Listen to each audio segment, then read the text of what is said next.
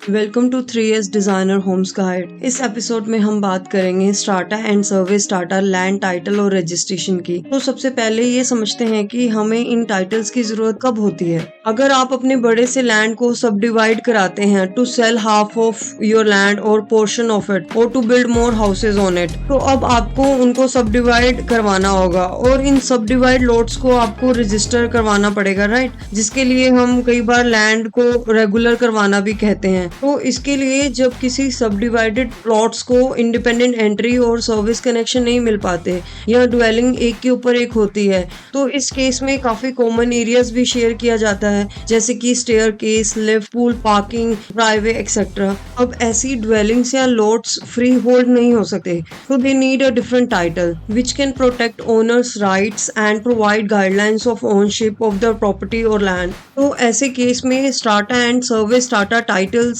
Means registrations होते हैं। May be आप जहां रहते हैं उस कंट्री में इनको डिफरेंट नेम दिया गया हो। तो आइए देखते हैं कि ये टाइटल डिसाइड कैसे होते हैं और इनके फायदे एज ए ओनर और एज एन इन्वेस्टर कैसे हो सकते हैं, including both types of subdivisions of land. So let's dive in. Hi, मेरा नाम कमल सहानी है और मैं एक रजिस्टर्ड बिल्डिंग प्रैक्टिशनर और एक आर्किटेक्चरल इंटीरियर डिज़ाइनर हूँ, जो कि SSS designer homes builder firm को प्रेजेंट करती हूँ। 3S डिज़ाइनर होम्स गाइड के माध्यम से हम कोशिश करते हैं कि आपकी हेल्प करें जब भी आप कोई रेजिडेंशियल ब्लॉक बाय करें या फिर डिज़ाइनिंग, बिल्डिंग और रेनोवेशन की प्लानिंग करें। तो अब सबसे पहले हम इन दोनों टाइटल्स में क्या डिफरेंस है ये देखते हैं। स्ट्राटा टाइटल्स में आप एक पोर्शन ही ओन करते हो inside area of your apartment और आपका शेयर अदर कॉमन एरियाज में हो सकता है, including stairs, lifts, pools, driveway etcetera. ऐसा ज्यादातर रेजिडेंशियल कमर्शियल ड्वेलिंग्स में होता है, जैसे कि duplexes, villas, town houses, apartments.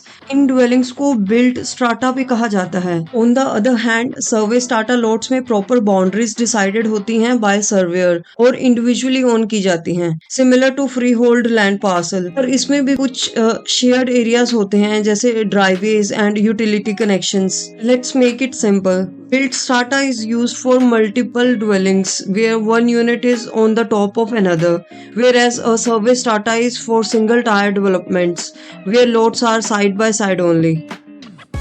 तो अब आप ये सोच रहे होंगे कि ऐसी प्रॉपर्टीज लेने के फायदे क्या हैं जो 100% आपकी नहीं है और मे बी आपकी नेक्स्ट जनरेशन को भी कोई फायदा ना दे। तो ऐसा नहीं है, चलो देखते हैं इसके बेनिफिट्स क्या हैं। सबसे पहली कंसर्न जो हमें ओनरशिप की होती है, तो इन अपार्टमेंट्स में प्रूफ ऑफ ओनरशिप होता है, चाहे वो अपार्टमेंट है, लैंड है या यूनिट है। स्ट्राटा टाइटल्स और रजिस्ट्रेशन जो कि एक रजिस्टर्ड स्ट्राटा प्लान के थ्रू प्रोवाइड किए जाते हैं, इनमें रेजिडेंशियल, कमर्शियल और इंडस्ट्रियल प्रॉपर्टीज होती हैं। इन टाइटल्स में आपको प्रॉपर इंफॉर्मेशन दी जाती है कि आप क्या ओन करते हो और आप क्या क्या कर सकते हो और क्या नहीं कर सकते विद प्रॉपर्टी बाय लॉ। दूसरा बेनिफिट जो इन प्रॉपर्टीज का है वो है used as an income of charge, चाहे आपको बैंक से लोन लेना है या आप रेंटल इनकम भी कंसीडर कर सकते हो। तीसरा बेनिफिट, इन प्रॉपर्टीज को मैनेज करना बहुत इजी होता है और यह मैनेजमेंट दो तरह से हो सकता है। पहला तो initiation of the formation of the management through local council और MC, और दूसरा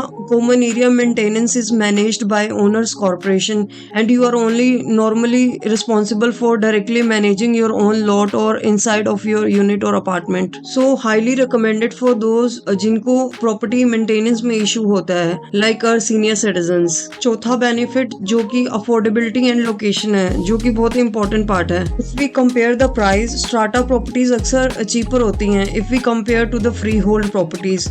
और भी काफी सारे benefits strata building में होते हैं, including facilities such as swimming pool, gym, landscape gardens, outdoor entertaining area and the community. इसके अलावा अगर आप आइसोलेटेड या लोनली फील करते हो, if you are looking for a safety and security, अगर आप मिक्स कम्युनिटी या मिक्स कल्चर में रहना चाहते हो, तो this properties are highly recommended. Now we look at additional benefits of survey strata lots and how it is different from built strata. Survey strata जो कि इंडिविजुअली ओन किए जाते हैं और इसमें आपकी बाउंड्रीज भी डिसाइडेड होती हैं थ्रू लैंड सर्वेयर, और ये बाउंड्रीज आपके सर्वे स्ट्राटा प्लान में भी होती हैं। अब जो कॉमन प्रॉपर्टीज होती हैं, जैसे कि ड्राइवेज और any land occupied for utility services, ये लैंड या तो कम्प्लीटली ओनर ओन करता है if there is only one owner, या फिर कॉमनली शेयर्ड होती हैं between between owners under common property law, and all the owners needs to contribute towards the insurance and maintenance. Common property areas owned by all the lot owners may exist in survey strata and are defined as a common property lots.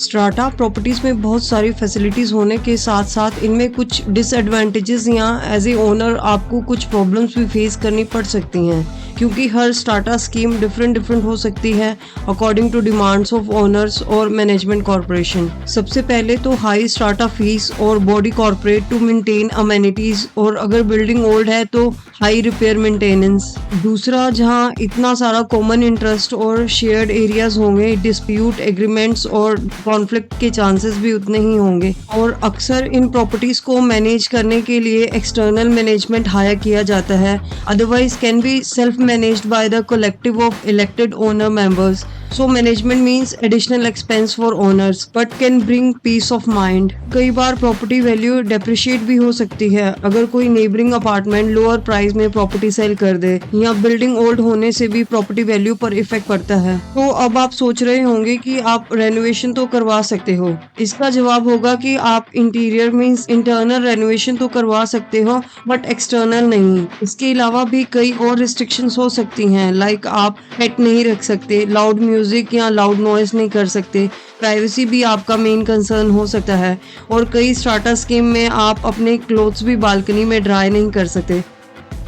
अब अगर आपका plan है to buy such properties for any reasons such as low budget, investing as a starter और a temporary residence investments, और you are after amenities, तो हमेशा आपको property bye करने से पहले फ्यू थिंग्स कंसीडर करनी चाहिए, like what are the facilities, age of the property, strata fees और body corporate, strata plan, bylaw rule set by the owners corporation, ensure any other expenses for internal management और maintenance। क्योंकि कई बार हम facilities और maintenance को देखकर property ले तो लेते हैं बट बॉडी कॉर्पोरेट फी और अदर मेंटेनेंस चार्जेस को बियर नहीं कर पाते। एक क्वेश्चन जो आपके माइंड में आता होगा, how do you know which strata scheme you need while subdividing your land. So generally speaking हर लैंड और हर केस डिफरेंट होता है, पर आप ये समझे कि बिल्ड स्ट्राटा जिसमें नई डेवलपमेंट्स होती हैं बाय बिल्डर्स और group of builders including common service connections, इसमें एक जो सबसे बड़ी लिमिटेशन है वो है स्ट्राटा यूनिट्स को चेंज नहीं किया जा सकता, not even in future also. दूसरी तरफ स्ट्राटा सर्वे काफी यूजफुल डेवलपमेंट हो सकती हैं, स्पेशली जब आपने कोई एग्जिस्टिंग स्ट्रक्चर रिटेन करना हो, या इसमें आप इजीली रिटेन स्ट्रक्चर को भी इन फ्यूचर रीडेवलप कर सकते हो। एक जो सबसे बड़ा डिफरेंस अगर आप फाइनेंशियल एस्पेक्ट से भी देखें तो सर्वे स्ट्राटा में जब हम बैंक से फाइनेंस करवाते हैं, bank prefer the security of one dwelling और parcel of land when providing mortgages, पर स्ट्राटा प्लान में ये थोड़ा कॉम्प्लेक्स हो जाता है। एक तो बिल्ड स्ट्राटा प्लान तब तक कंप्लीट नहीं माना जाता जब तक बिल्डिंग कंप्लीट नहीं हो जाती, और दूसरा दो या दो से ज्यादा ड्वेलिंग्स एक टाइटल पर हो सकती है। दूसरा मतलब यह भी है कि it's hard to sell individually जब तक सेपरेट स्ट्राटा टाइटल क्रिएट ना हो। हाँ, अगर बिल्ड स्ट्राटा से पहले लैंड सर्वे स्ट्राटा के अकॉर्डिंग सब डिवाइड हो चुका होता है तो इस केस में building can take place on individual titles, therefore providing more security and equity for the bank.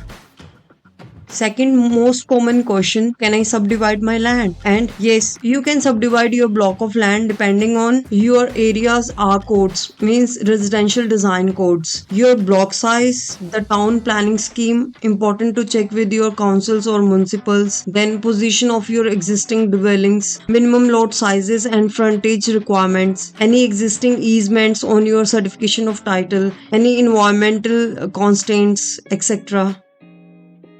Lastly, during your quest to find the perfect block of land, remember to consider regulations, zoning, block restrictions, etc. A highly functional subdivision plan will not only add value to occupier, but it can also determine the value of your property too. Or if you are buying any strata or service strata, please ensure boundaries, maintenance, decision rights, and insurance before purchase. I would like to end this episode here. I hope you enjoyed this episode, and if you did, please leave us a review. And do subscribe to listen my upcoming episode on subdivision versus dual key occupancy, episode 1 part E. Thank you so much for your interest and attention.